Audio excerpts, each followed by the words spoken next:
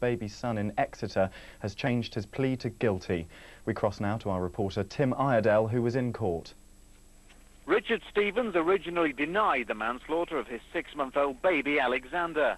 The infant died from head injuries in 1996, caused by what the pathologist said had been a severe shaking. But in a dramatic change of plea, Stevens admitted the charge. Judge William Taylor sentenced him to 3 years imprisonment, but as he's already served that length of time on remand, he'll walk free from court. Tim Iredale at Exeter Crown Court for Westcountry. A Devon mother has been the first to give evidence at a public inquiry into the Bristol heart scandal. It's been set up to investigate the deaths of more than 20 Westcountry children who died following heart surgery at the Bristol Royal Infirmary. After months of waiting, the inquiry parents campaigned so long for has finally arrived.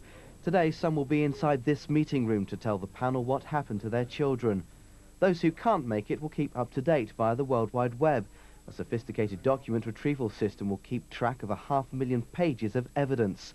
But it's still going to be a harrowing experience for parents. It is going to be distressing, there's no way away from that. But at the end of the day, if it can actually make a difference and make this not happen again, it will be worth it. Not everyone thinks the 3 doctors disciplined by the GMC had a case to answer. The inquiry's chairman has promised to be impartial. It's going to be a hard time for all, and we need to be fair to everyone who will come before us. But it's quite right, for the parents it's going to be a particularly testing and trying time. And for that reason we've tried to take account of their concerns. For example, in the very procedure we're adopting. This is not a court, it's not a trial, we're not adversaries looking at various sides, we're a public inquiry inquiring. At a likely cost of £15 million, the inquiry is expected to go on for at least the next 18 months. Chris Giles for Westcountry. There are fears Cornwall's bid for European aid could be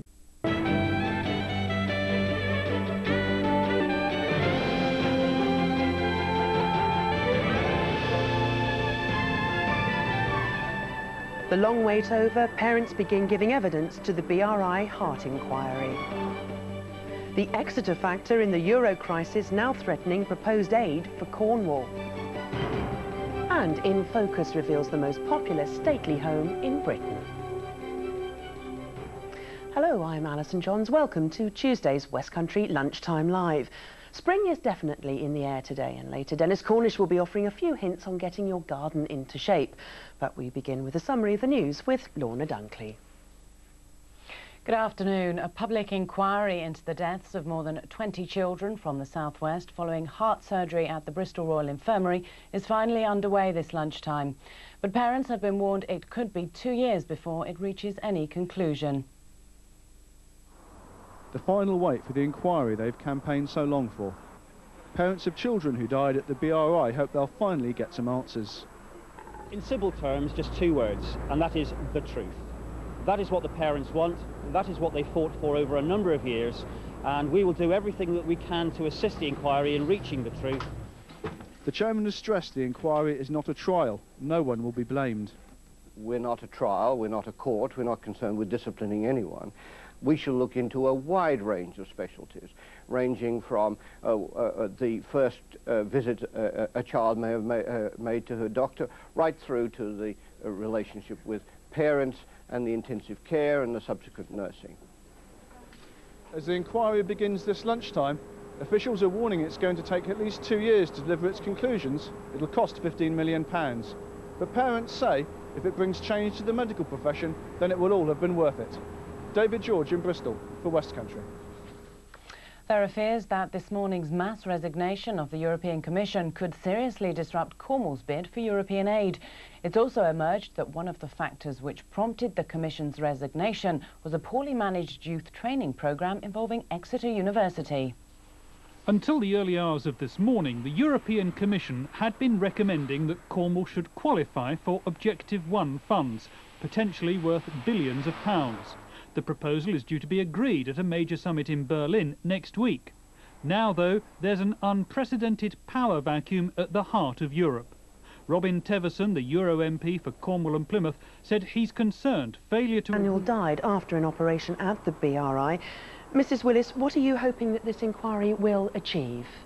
Well, it's a full and open inquiry, not just into the surgeons, but into the whole institutional failure, to find out what actually went wrong at Bristol and to make sure that it never happens again elsewhere. It's going to take a very long time. Do you think that you can actually change the way the health service works? Well, yes, I mean, as we saw yesterday, the Royal College of Surgeons and General Medical Council, they're already putting in new implementations, and if this is alongside it to back it up, then hopefully, yes, it can fundamentally change the National Health Service. There was great distress caused recently by the revelation that some of the children's hearts were kept without the knowledge of the parents. Is that one of the issues you would like to see addressed? Yes, and it was addressed this morning in the opening statement that this will actually be looked into as an issue.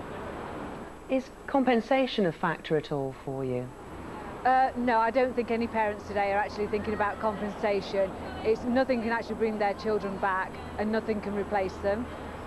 The inquiry will first of all be hearing from the most important people, from parents like yourself.